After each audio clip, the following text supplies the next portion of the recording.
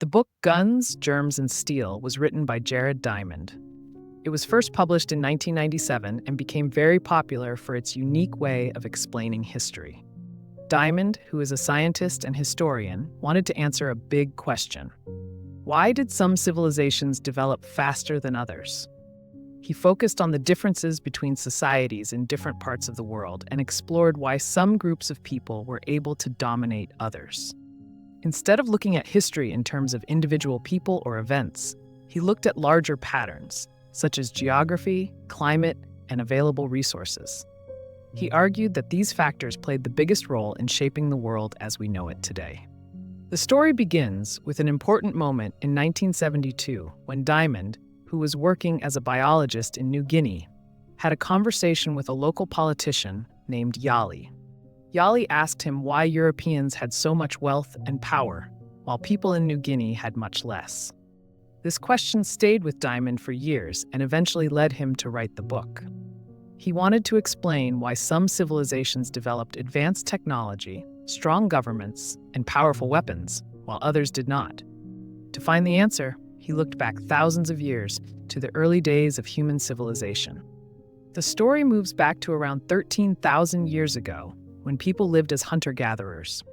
During this time, humans relied on hunting animals and gathering wild plants for food. But things started to change when some groups of people began farming. Agriculture allowed them to produce more food, which led to larger populations and settled communities. However, not all parts of the world had the same kinds of plants and animals available for farming. Some places, like the Middle East, had wild wheat, barley, and animals like goats and sheep, which were easy to domesticate. In contrast, other places, like Australia, did not have good crops or animals that could be tamed. Because of this, farming spread quickly in some areas, while other regions continued to rely on hunting and gathering for much longer. Farming made a huge difference in how societies developed. When people could grow enough food, they could stay in one place instead of moving around. This led to the growth of villages and later cities. More food also meant that not everyone had to focus on getting food. Some people became craftsmen, builders, or leaders. Over time, this led to the rise of organized governments and new inventions like writing, tools, and weapons. In regions where farming started early, people had a big head start in developing complex societies. Another important factor that Diamond discusses is geography. He explains that civilizations in Eurasia had an advantage because of the way the land was shaped. The continent stretches from east to west, meaning that places at the same latitude, like Europe and China, had similar climates and could easily share crops, animals, and technology.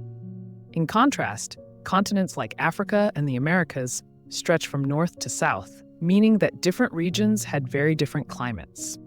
This made it much harder for farming and technology to spread. As a result, civilizations in Eurasia advanced more quickly than those in other parts of the world. One of the most powerful tools that helped some civilizations dominate others was germs.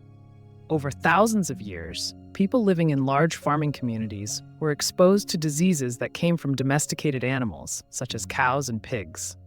Over time, they developed immunity to many of these diseases. However, when they came into contact with people from other regions who had not been exposed to these diseases, the results were devastating. One example of this was when European explorers and colonists arrived in the Americas. They brought diseases like smallpox, which killed huge numbers of indigenous people who had no immunity. This made it much easier for Europeans to conquer and take control of these lands. Steel weapons and advanced technology were also key to European dominance. Societies that had access to metal tools and weapons, like swords and guns, had a huge advantage in warfare. Diamond explains that the development of these tools was not due to any group of people being smarter or better, but rather because they had access to the right materials and had been able to develop these technologies over time. European societies, which had been building on thousands of years of technological progress, had the strongest weapons when they encountered other civilizations. Writing was another important factor in the success of some civilizations. Societies that developed writing were able to keep records, share knowledge, and communicate over long distances. This helped them organize large governments and military forces. Writing also allowed them to learn from the past, making it easier to build on earlier discoveries. Some regions, like Mesopotamia, Egypt, and China, developed writing systems early on, while others never developed them at all, or only did so much later. This gave literate societies a major advantage in expanding their power and influence. The book also looks at the impact of these differences in more recent history. Diamond discusses how European nations were able to colonize much of the world, not because they were naturally superior, but because they had developed powerful tools, deadly germs, and strong governments over thousands of years. He challenges the idea that European dominance was due to intelligence or race, arguing instead that geography and environment played the most important roles. Throughout the book, Diamond supports his ideas with many examples from history. He talks about the Spanish conquest of the Inca Empire, where a small group of Spanish soldiers led by Francisco Pizarro was able to defeat a much larger Inca army. The Spanish had steel weapons, horses, and guns, while the Incas only had stone and wooden weapons. More importantly, European diseases had already weakened the Inca population before the Spanish even arrived. This made it much easier for the Spanish to take control. Another example he gives is how China, which was once one of the most advanced civilizations, eventually fell behind Europe.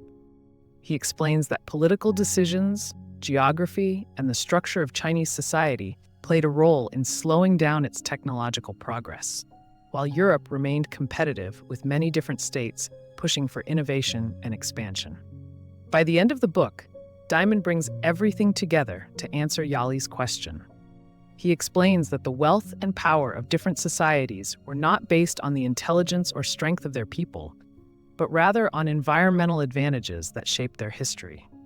He argues that understanding these patterns can help us learn more about the world today and why some countries are still struggling with poverty and inequality. Overall, Guns, Germs, and Steel is a fascinating look at human history that goes beyond simple explanations.